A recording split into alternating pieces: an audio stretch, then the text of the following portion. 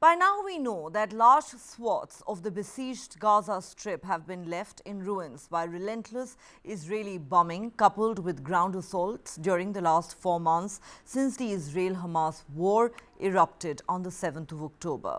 But now a New York Times investigation has revealed and detailed how controlled explosions being carried out by the Israeli forces are razing to the ground entire neighborhoods and in the process altering beyond recognition the landscape of the embattled enclave.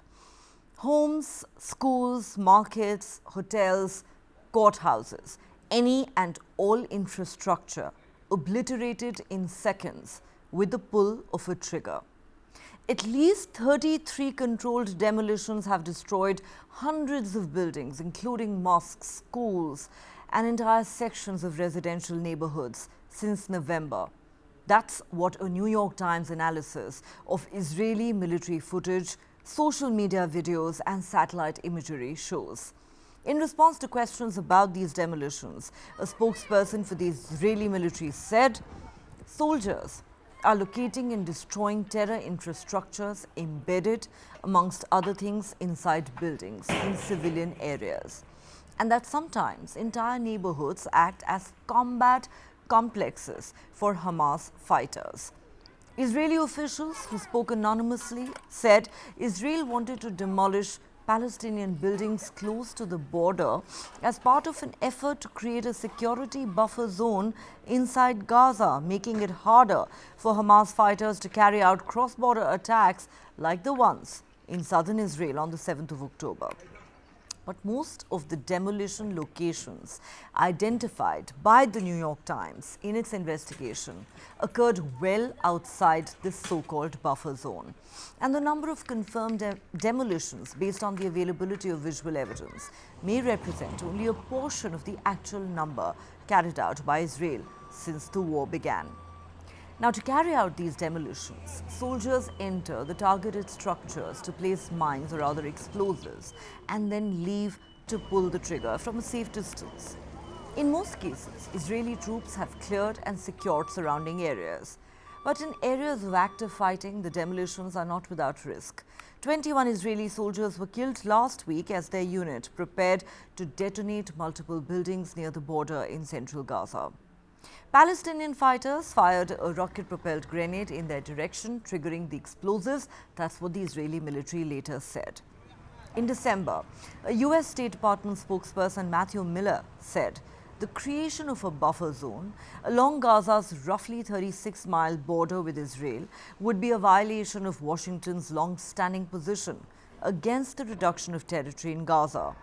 And experts on humanitarian law say the demolitions, which would prevent some Palestinians from eventually returning to their homes, could violate rules of war, prohibiting the deliberate destruction of civilian property.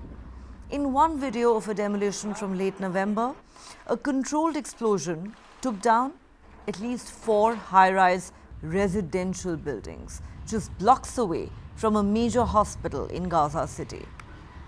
Another demolition in December destroyed over a dozen buildings around the city's central Palestine square, which the Israeli military said was home to a large network of tunnels.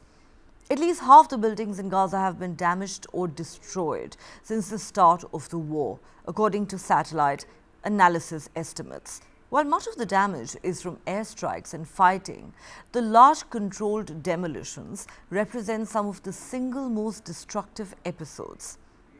In the town of Quza, along the buffer zone to the east of Khan Yunis in southern Gaza, videos from early January show soldiers triggering several detonations, destroying nearly 200 homes.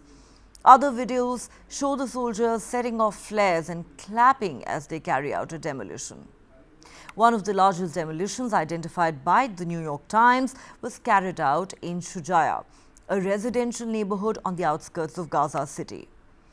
Over 3 weeks, scores of homes in the same neighborhood were razed to the ground, according to satellite imagery. In some videos, the demolitions appear to be targeting underground infrastructure.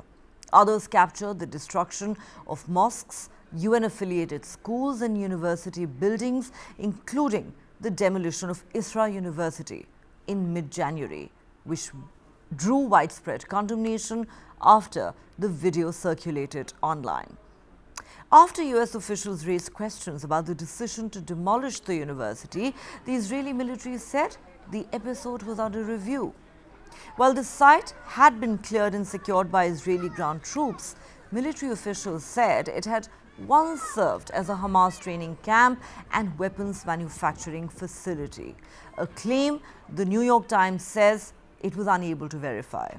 Now, observers say the fact that it has previously been used by enemy fighters is not a justification for such destruction. They ask, how can this be the case for a university, a parliament building, a mosque, a school or a hotel in the midst of the Gaza Strip? For Palestinians, the demolitions are yet another symbol of loss and devastation in Gaza, raising questions about the territory's future after decades of displacement and war. Hussam Zomlot, Palestinian ambassador to Britain, says Israel's plan is to destroy Gaza and make it unlivable and lifeless. Israel's goal has always been to make it impossible for our people to return to their land, he says.